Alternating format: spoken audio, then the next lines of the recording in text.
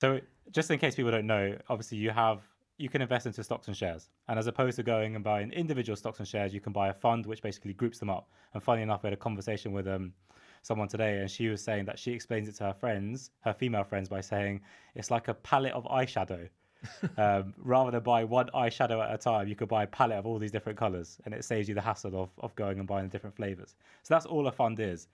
I think where there's a lot of confusion is what role does HSBC play and what role does the indices provider play? So um, we track benchmarks. So these are all passive funds. So as you rightly say, right, every single one of these funds, it tracks an underlying benchmark. The benchmark itself is comprised of a portfolio of stocks, all of which are Sharia compliant according to the index provider's rules and according to our Sharia board, which kind of oversee our Islamic range.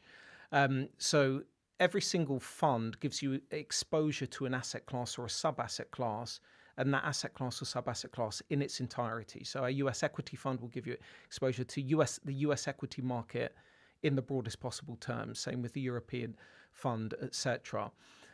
The underlying benchmarks, the rules around creation of those benchmarks, so how they select stocks, whether it's how they select stocks on the basis of whether they should fit into a US benchmark or a European benchmark or an EM benchmark, or the rules around Sharia compliance. Should this stock be included within this benchmark because it's Sharia compliant or not?